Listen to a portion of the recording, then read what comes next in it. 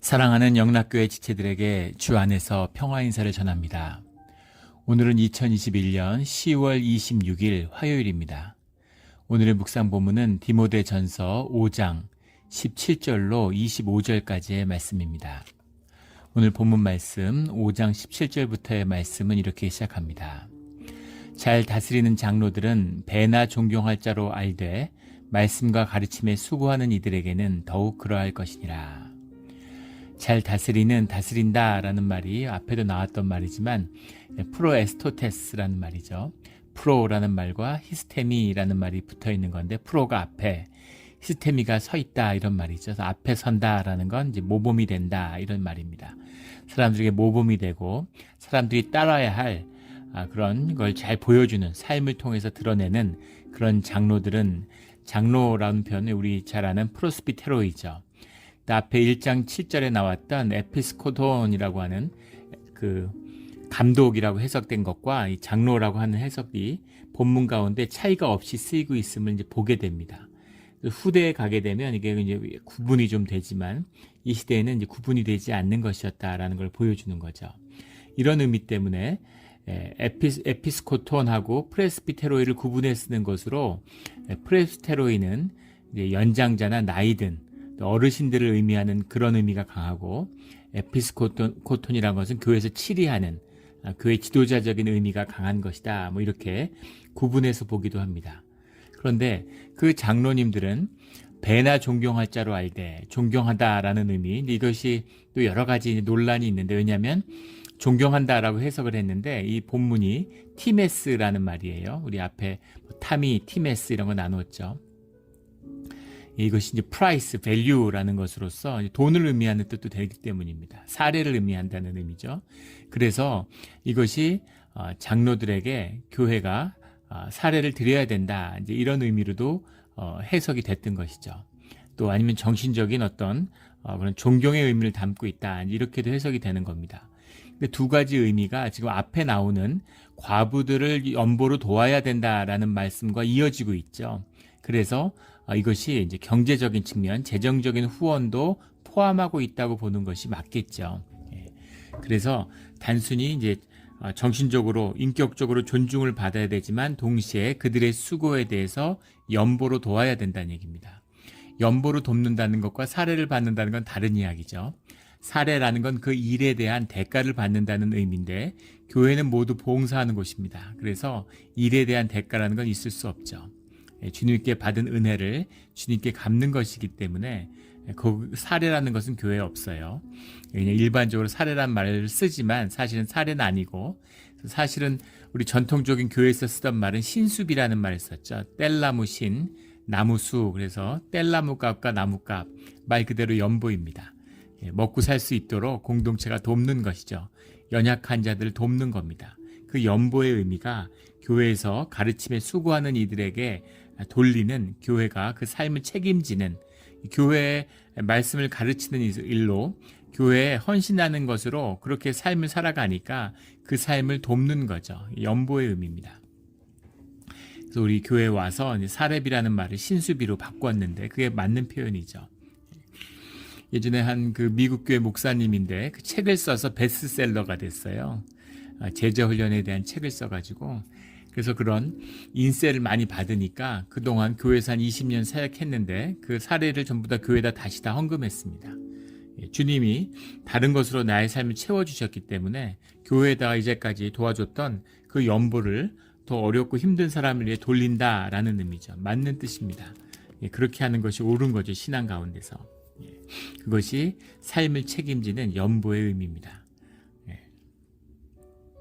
18절에 성경에 일렀으되 곡식을 밟아 떠는 소의 입에 망을 씌우지 말라 하였고 또 일꾼이 그 싹을 받는 것이 마땅하다 하였느니라.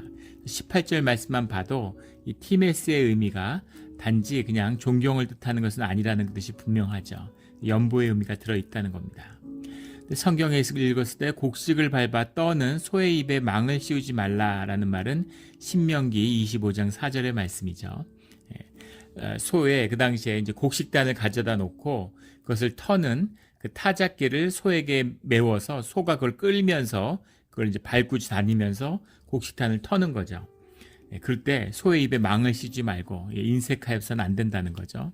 그 곡식을 소가 마음껏 먹을 수 있도록 자신이 털고 있는 그 나다를 소가 일하는 동안 먹을 수 있도록 하라라는 성경의 말씀이죠.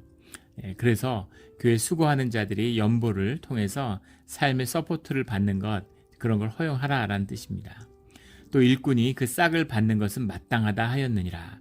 일꾼이 그 싹을 받는 건 마땅하다라는 건 주님의 말씀이죠. 예수님의 말씀이고 누가복음 10장 7절에 또 마태복음 10장 10절 말씀이기도 합니다. 그런데 어떻게 사도 바울이 이렇게 정확하게 예수님의 말씀을 인용했을까에 대한 질문이 있죠. 근데 그 질문은 처음에 베드로를 통해서 주님의 말씀을 전해들은 것도 있겠고, 또 그것보다 더 이 누가복음의 저자인 누가가 로마에 연금되어 있을 때 사도 바울과 함께 있었죠. 그게 세월이 2년, 3년 이렇게 추정되는데 몇 년 동안 누가가 그 사도 바울의 삶을 지지해주고 같이 먹고 살고 밥해서 먹고 사는 겁니다. 그러니 무슨 얘기를 했겠어요? 오락이 있습니까? 뭐가 있습니까? 하루 종일 서로 말씀을 나누고 기도하고 찬송하고 이랬겠죠. 그러니까 아마 그 누가를 통해서 예수님의 그 일거수일투족 말 한마디를 새겨 듣고 또 들었을 거예요. 그러니까 이 말씀을 이렇게 정확하게 인용하는 것이 자연스러울 수 있겠죠. 19절에 장로에 대한 고발은 두세 증인이 없으면 받지 말 것이요. 장로에 대한 고발, 장로가 문제가 있다. 장로에 대한 고발이라고 하는 것은 교회를 향한 영적인 도전이죠. 영적 지도자가 되고 교회를 이끄는 지도자가 되면 교회를 공격하는 대적의 무리들이 교회를 둘러싸고 있기 때문에 반드시 참소와 음해가 있게 됩니다. 이런 영적인 공격들, 목회자를 향한 영적 공격이 늘 있어요. 그것으로부터 목회자를 지키고 장로나 교회의 리더십을 지키는 것, 이것이 교회의 또 중요한 역할 중에 하나죠. 그렇게 전신갑주를 입고 그런 영적 공격에 맞서서 지켜야 되는 것이죠. 삶의 자리를. 그래서 그런 여러 가지 참소들이 있을 수 있는데 거기에 대한 고발, 실제 무슨 문제가 있을 수도 있겠죠. 그런데 그런 고발은 두세 증인이 없으면 받지 말아라. 아예 받지를 말아라는 거죠. 분명한 증인이, 두세 명의 증인이 있기 전에는, 두세 명의 증인이라고 하는 것은 신명기 19장 15절 또 민수기 35장 30절에 나오는 유대의 재판의 근거죠. 증인이 2명 이상 있어야 된다는 건 2명이나 3명 있으면 된다라는 의미가 아니라 분명한 증거가 있어야 된다는 거죠. 분명한 고발자가 교회 지체 가운데 있어야 된다는 겁니다. 그래야 그것이 이제 공적인 그런 재판, 공적인 치리를 통해서 그 문제가 가볍게 다루어져서는 안 된다라는 거죠. 지금 우리 이름만 되면 누구나 알만한 그런 큰 교회가, LA에 있는 큰 교회가 법정 분쟁에 휩싸였는데 그 시작은 당회에서 한 장로님에 대한 징계로 시작된 것이에요. 근데 그 장로님이 교회의 어떤 그런 것을 사적으로 이용했다라는 게 이제 고발의 시작입니다. 그런데 문제는 고발한 장로에 대한 치리를 당회에서 진행했어요. 당회에서 진행했는데 그 당회에서 진행했을 때 고발된 내용을 치리하는 것, 이분이 거기에 대한 이제 불만을 품고 노회에다가 그것에 대한 치리를 이야기했는데 문제는 그 장로님이 치리된 내용이 공개되고 선포될 때까지 본인이 몰랐다는 겁니다. 그렇게 하면 안 되죠. 불러서 이야기를 하고 본인에게 해명을 듣고 또 그 모든 과정이 그 본인과의 직접적인 치리의 과정으로 무슨 벌 주는 데 목적이 있는 게 아니잖아요. 돌이키고 교환을 회복시키는 데 주안점이 있는 것이죠. 그리고 또 하나는 또 다른 예전에 그 재판의 기록에 또 그런 게 있는데 한 장로님이 그때는 한 명이 6명인가 되는 장로님을 고발했어요. 그런데 그 6명이 이제 그 당회에서 다수니까 당회를 열어서 그 고발자를 징계한 겁니다. 있을 수 없는 일이죠. 피고발자가 어떻게 고발인을 징계하는데 그 당회에 참석할 수가 있겠어요? 그런 경우는 그 당회에서 처리할 수가 없는 거죠. 이미 사고 당해가 된 겁니다. 그러면 노회에서 치리를 하는 게 마땅하죠. 그런 경우입니다. 그렇게 명백하고 공정하고 절차에 맞게 진행이 돼야 된다는 거죠. 절대 무슨 세나 그리고 신중하게 해야 되는데 또 법적인 절차에 따라 해야 되는데 그 범죄한 내용의 문제가 아니라 그 절차적인 정당성, 법적 정당성이 지켜지지 않았다는 건 사실은 더 큰 범죄죠. 교회가 그런 범죄에 휩쓸려서는 안 되는 것입니다. 신중하고 또 법적인 절차에 따라 공정하게 진행돼야 된다라는 거죠. 하물며 장로들을 치리하고 장로들이 교회 치리의 주체인데 장로들이 범죄에 휘말렸다면 그것을 치리하는 것이 얼마나 심각하고 중요한 문제인가. 가볍게 다루어서도 안 되고 경솔하게 다루어서도 안 되고 그리고 신중하게 다루고 엄하게 다루어야 되지만 절차에 엄중히 그 절차에 따라 다루어져야 되는 거죠. 그래서 이것이 교회에 굉장히 중요한 도전이고 중요한 사안임을 말씀하고 있는 거죠. 왜 이런 문제를 얘기할까요? 범죄에 휩쓸린 그런 논쟁에 분쟁에 휩쓸린 장로가 에베소 교회 가운데 있는 것이죠. 그래서 그 치리의 원칙을 이야기하고 있는 겁니다. 20절에 범죄한 자들을 모든 사람 앞에서 꾸짖어 나머지 사람들로 두려워하게 하라. 이것도 제 교회사 가운데 많은 논란이 있는 말씀이죠. 범죄한 자들은 앞에서 이어지는 말씀이기 때문에 장로들 가운데 범죄한 자들을 의미하는 겁니다.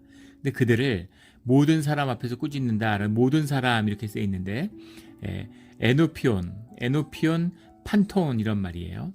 에노피온이라는 말은 엔이라는 건 무엇 안에라는 거, 옵스라는 건 더 아이죠. 눈입니다.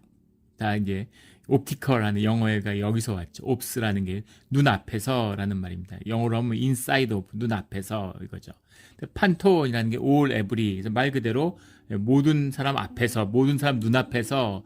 근데 뒤에 나오는 판톤이 앞에 장로들을 의미하고 말하고 있었기 때문에 장로들 앞에서라는 의미로 해석돼야 된다라는 견해가 있죠.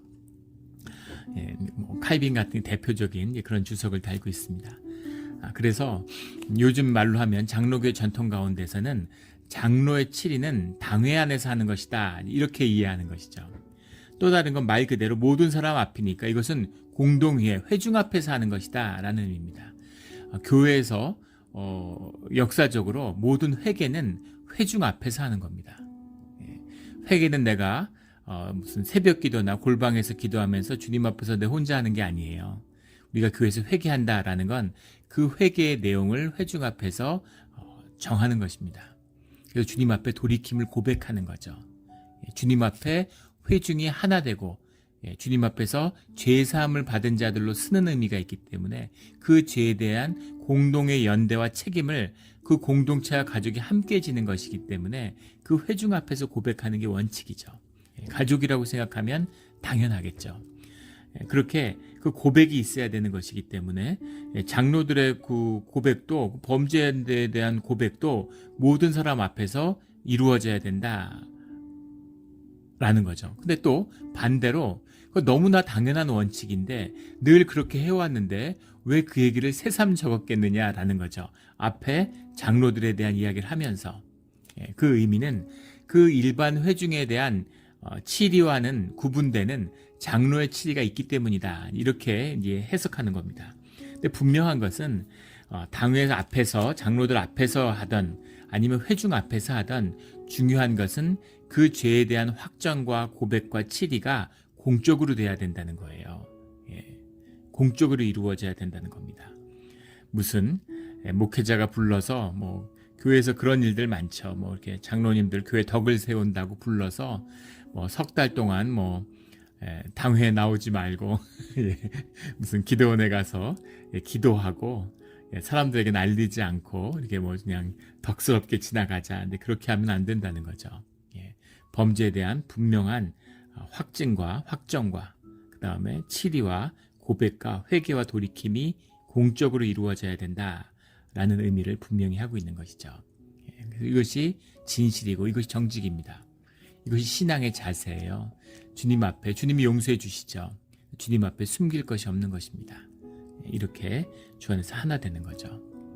예전에도 몇 번 나눈 적이 있는데 100년 전에 북한 평양에 있었던 평양노회에서 1년에 징계했던, 치리했던 그런 사건이 300건이 넘습니다. 보고의 역사 기록에 보면 300건이 넘는 치리를 했어요. 당회가, 노회가. 근데 지금 세계 어떤 장로교도 노회에서 치리한 게 없어요. 예, 한국에 작년도, 재작년도, 최근에 아마 10년 다 해도 마찬가지일 겁니다. 치리한 사건이 거의 없는 겁니다. 예, 정말 사람들이 성스러워지고 사람들이 정말 아주 신실한 삶을 살아서 치리할 내용이 없는 걸까요? 예, 그렇지 않겠죠. 예, 교회가 그런 권위와 힘을 잃어버린 거예요. 교회가 타락한 겁니다. 좋은 게 좋은 거고 사람들 불편하고 시리하면 교회 안 나올까봐 사람들이 어떻게든 사람 모으고 돈 모으는 게 교회가 그런 게 주안점이 된 것이죠. 타락한 또 영적으로 타락해서 그런 걸 치리할 수 있는 권위도 갖고 있지 못한 것이죠. 이것이 부패하고 타락한 오늘날 교회의 모습입니다. 이것을 돌이켜야 되는 거죠. 이걸 회복해야 되는 거죠. 그러니 초대교회라고 해서 사람들이 무슨 죄가 없고 죄의 문제가 없었다, 이거 거짓이죠. 사람은 육성이 있고 죄성이 있기 때문에 죄를 짓습니다. 그러나 그 죄를 분명히 다루고 그 죄에 대한 용서를 구하고 회개하는 삶이 뒤따라야 되는 것이죠. 늘 주님 앞에서 회복되는 건강한 공동체로서의 우리 영락교회가 되기를 예수 그리스도 이름으로 축원합니다. 21절에 하나님과 그리스도 예수와 택하심을 받은 천사들 앞에서 내가 엄히 명하노니, 하나님과 그리스도 예수와 택하심을 받은 천사들 앞에서라는 표현은 예배의 어떤 의식적인 공적 예배의 표현이죠. 예배라는 것은 주님 앞에 선다는 것입니다. 이것은 심판을 수반하는 것이죠. 그래서 우리 누가복음 9장이나 계시록 14장 이런 데 보면 이 표현이 나오죠. 주님 앞에 서는 최후의 심판의 모습이에요. 이것은 아주 엄숙한, 엄정한 주님 앞에 선 구원을 받고 돌이키든가 아니면 심판을 받고 영벌에 처해지든가 그런 절체절명에 뗀 거죠. 그와 같은 엄중함으로 내가 엄히 명하노니 이렇게 썼는데 영어로 해석된 거 보면 I solemnly charge 이렇게 하고 있습니다. 이게 더 정확한 표현이겠죠. 디아 마트로마이라는 말인데, 디아라는 건 in account of 어떤 이유 이런 걸 얘기하는 거고, 마트로마이라는 건 upon 확증한다 이런 말이죠. 그래서 엄숙히 한다. 주님 앞에서는 심판처럼 교회가 치리를 하고 당회가 치리를 하는 것이지만 주님 앞에서 주님의 심판을 받는 그런 엄숙함으로 이루어져야 된다는 거죠.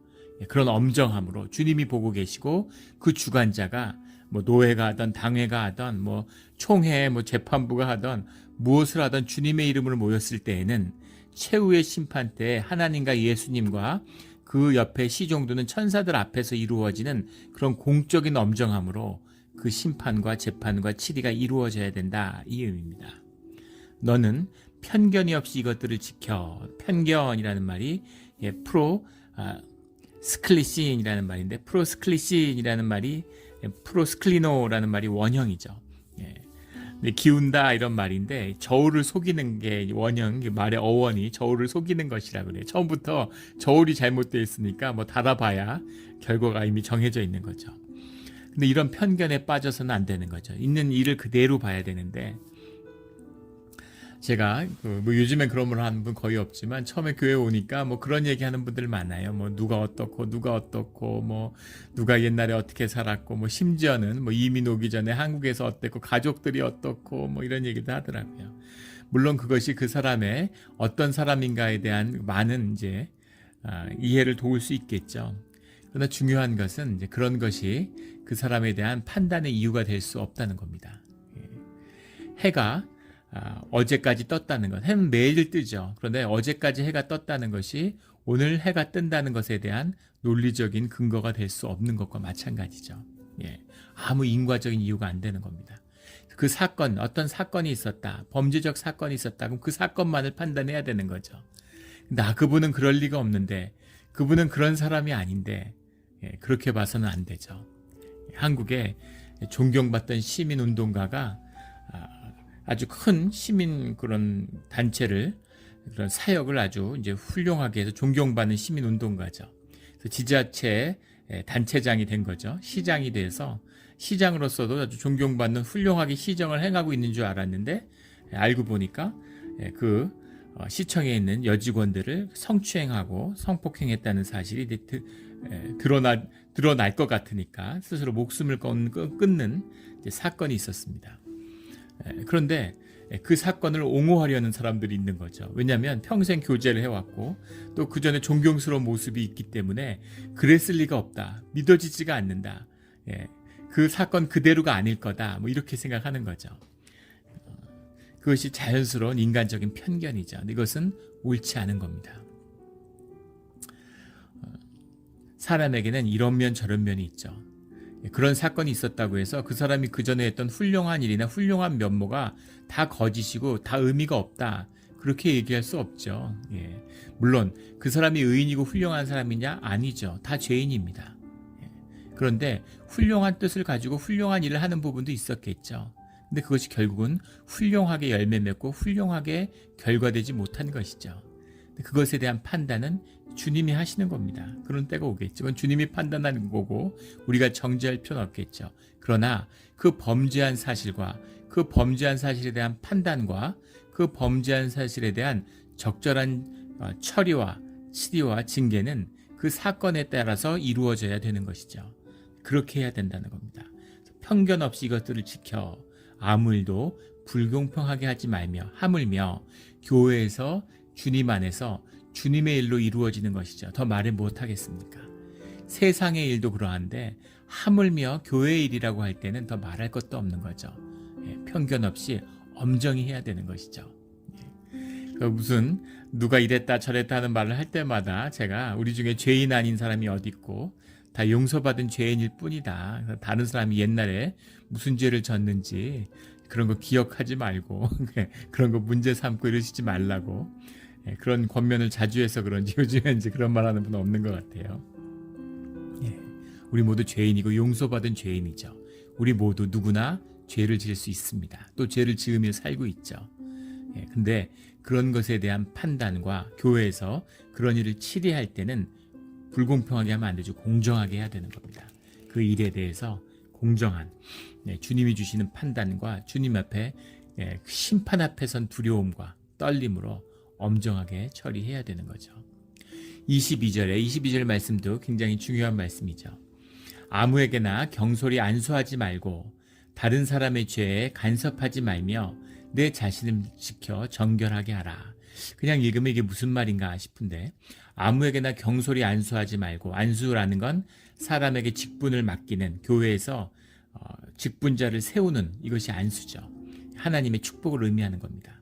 그런데 경솔히 안수하지 말라라는 건 직분자를 함부로 세워서는 안 된다라는 의미죠. 교회에서 직분자를 세우는 게 너무너무 중요하죠. 하나님이 사람을 들어서 쓰시기 때문에 그 직분자를 세워지는 게 너무 중요합니다. 그래서 직분자를 함부로 세워서는 안 되는 거죠.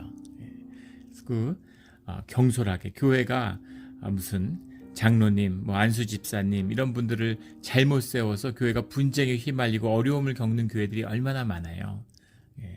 교회가 늘 사람이 아쉽고 무슨 사역자가 아쉽고 일꾼이 아쉽다 보니까 그렇게 함부로 세우는 경우도 있고 특히 이민교회는 신앙이 없이 그냥 이민 와서 교회에 나오다 보니까 한국 사람 만나려고 이렇게 어울리다 보니까 교회에서 10년, 20년 세월이 흘러서 어떤 아무런 신앙적 계기가 없는데 그 안에서 직분을 받는 일들이 흔히 있죠.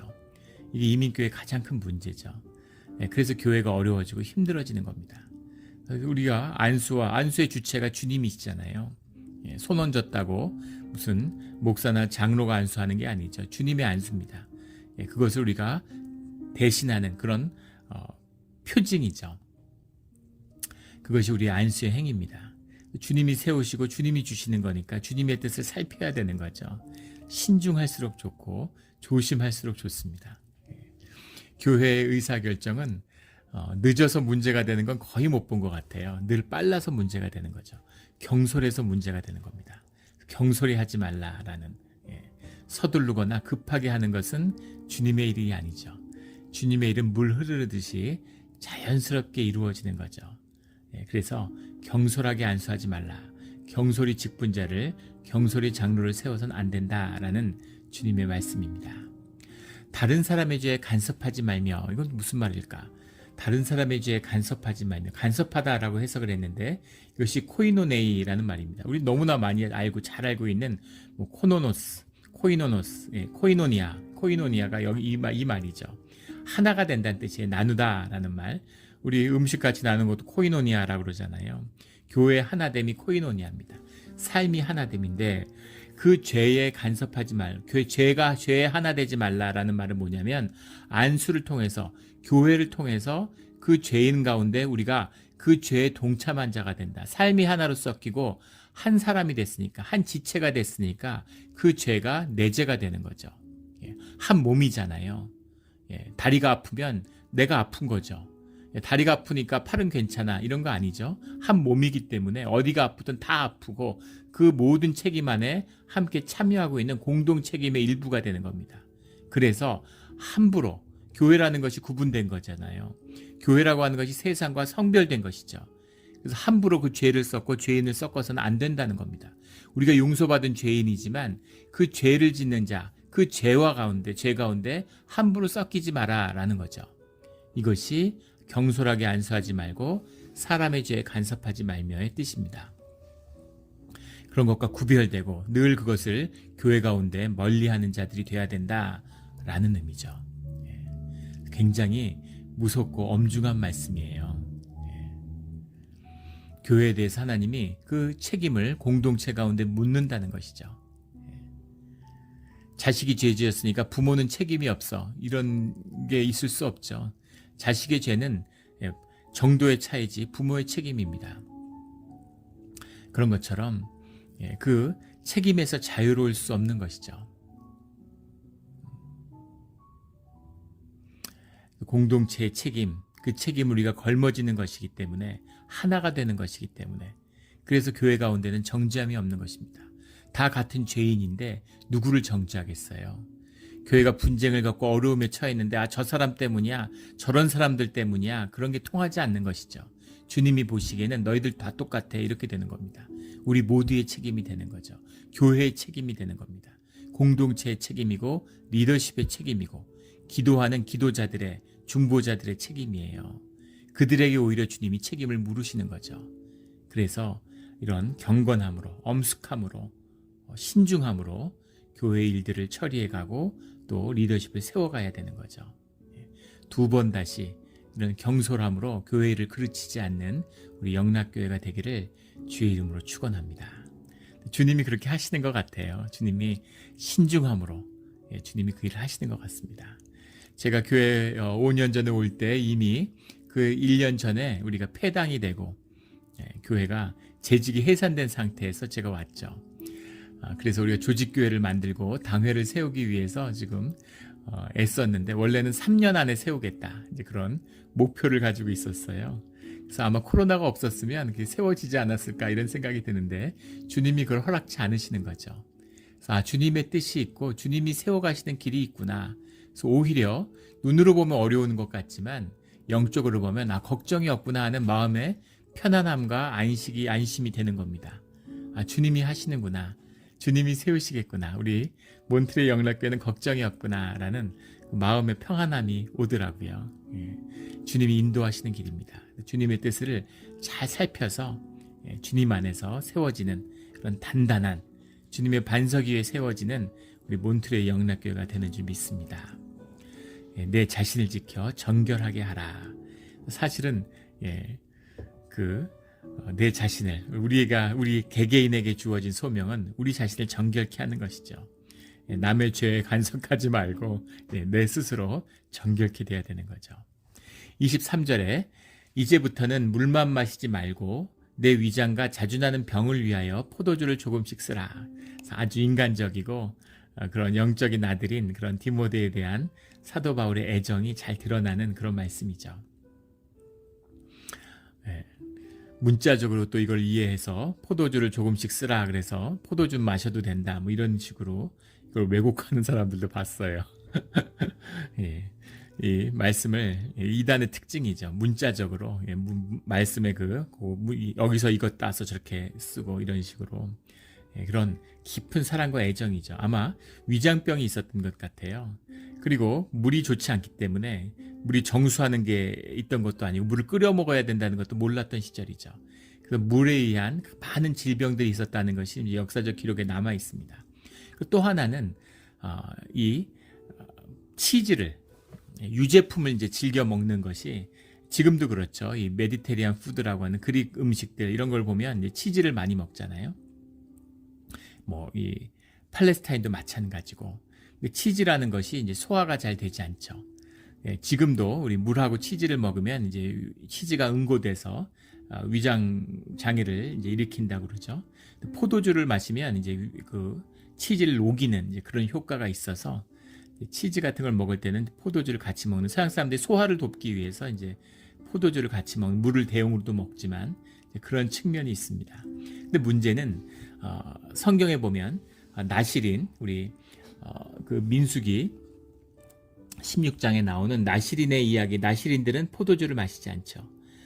또 레위기 35장에 보면 레위인들도 포도주를 마시지 않습니다.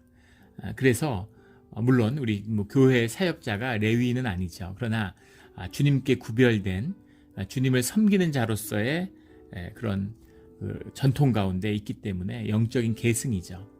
그래서 나실인의 어떤 헌신, 레위인의 성별 이런 것들을 영적으로 받아들이는 거죠. 그런 의미에서 목회자나 사역자들이 술을 마시지 않죠. 심지어 우리가 개혁교회 전통 가운데서는 크리스찬들도 술을 마시지 않습니다. 그런데 물론 성찬식 때 포도주를 쓰지만은 그런 의미에서 절제의 의미에서 신앙의 의미에서 술을 마시지 않으니까 디모데도 아마 술을 마시지 않았겠죠. 그런데 너의 위장과 병을 위해서는 포도주를 마시는 게 좋겠다라는 그런 권유를 하는 거죠. 깊은 애정이 드러나는 대목입니다. 사랑 가운데 이것이 이해되고 품어질 수 있는 부분이죠. 성경 말씀에 뭐 나실인이 레위인이 술 먹으시면 안 되기 때문에 포도주가 위장병에 도움이 된다는데 위장병을 앓으면 알았지 포도주를 마시면 안 돼. 그럴 수도 있겠죠. 교회의 덕을 위해서 디모데가 포도주 마시는 걸 보고서 시험에 드는 사람이 있다면 마시지 않는 게 좋겠죠. 그러나 교회가 성숙하고 또 주님의 뜻 가운데 포도주를 마시든 안 마시든 그게 뭐가 중요하겠습니까? 그런 것은 사실은 신앙에서 아주 부차적인 것이죠. 그런데 주님의 사랑 안에서 지금은 위장병을 위해서 포도주를 좀 마셔라 이렇게 이야기하는 겁니다. 24절에 어떤 사람들의 죄는 교회 가운데 뭐 분쟁이 나고 다툼이 나고 뭐 이런 것으로 무슨 우리 교단인 한 교회인데 재정사고죠. 목회자 제가 이제 교회 그 규례위원회에 지금 소속되어 있는데 총회에 뭐 이런저런 이제 이야기들을 듣게 돼요. 그런데 교회에서 장로님들이 이제 목회자를 돕고 또 그 연보의 의미로 이제 삶을 돕는 거죠. 그런데 그 교회에 무슨 사모가 있는데 치과 치료를 받는 돈을 몇천 불 드는 거죠. 미국에서 뭐 이빨 하나 떼워도 막 1, 2천 불씩 하잖아요. 몇천 불이 들었다고 그래요. 뭘 치료했는지 모르겠지만.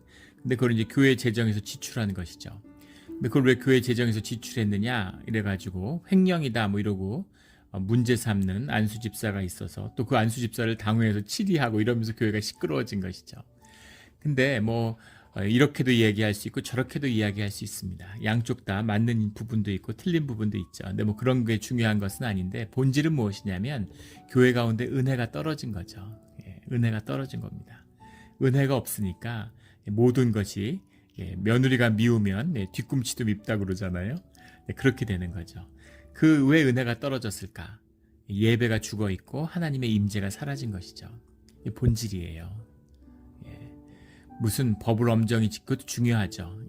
교회 분쟁의 대부분은 목회자들이 법을 지키지 않기 때문이라는 것이 통계적으로 나와 있습니다. 법을 잘 지켜야죠.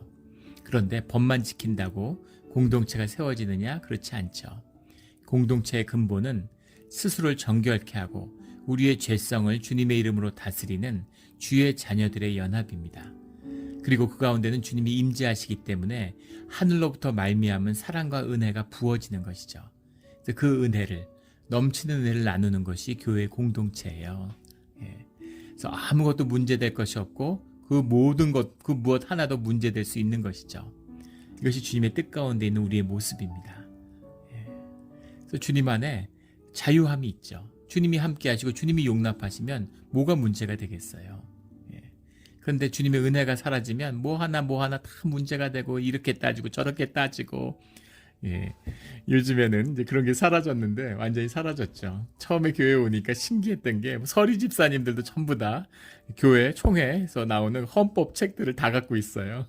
그래서 회의하고 뭐 일만 있으면 헌법책을 들고 와서 아마 제가 그때 그 웃으면서 아마 지구상에 이런 교회가 우리 말고 또 있겠느냐 이런 얘기도 했는데 예.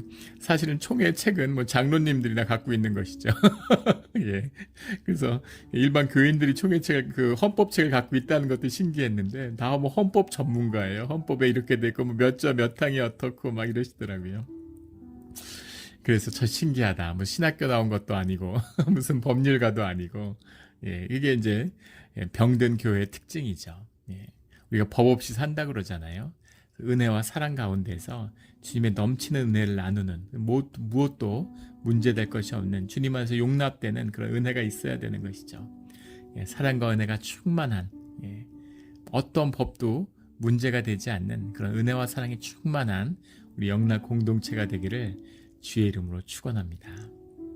24절에 어떤 사람들의 죄는 밝히 드러나 먼저 심판에 나아가고 어떤 사람들의 죄는 그 뒤를 따르나니 이와 같이 선행도 밝히 드러나고 그렇지 아니한 것도 숨길 수 없느니라.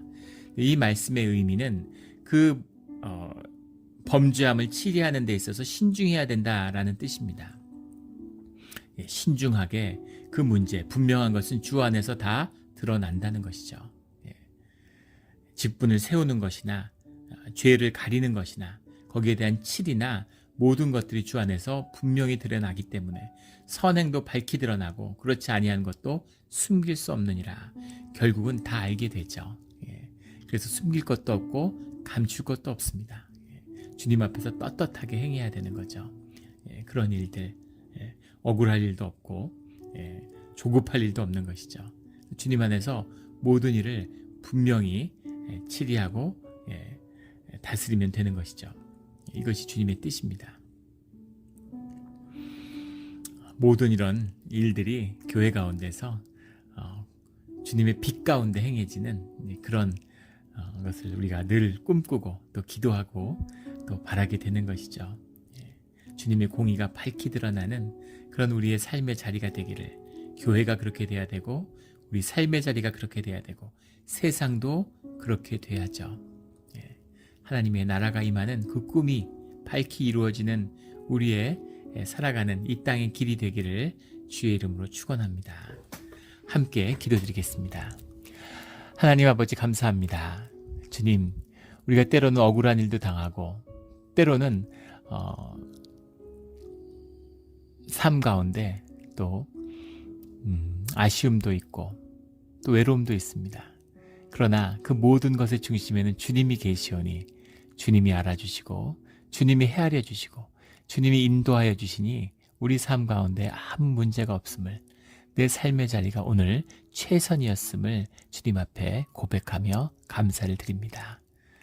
늘 버려지는 단 한순간도 하루도 버려지지 않고 주님 안에서 기억되며 주님이 함께 하시며 주님이 바라보시기에 우리 안에 내 삶의 견고한, 내 인격의 견고한 그릇으로 남는 주님의 축복을 담는 그런 그릇이 되는 오늘 하루가 되게 하여 주시옵소서. 감사드리며 예수 그리스도 이름으로 기도드렸습니다. 아멘.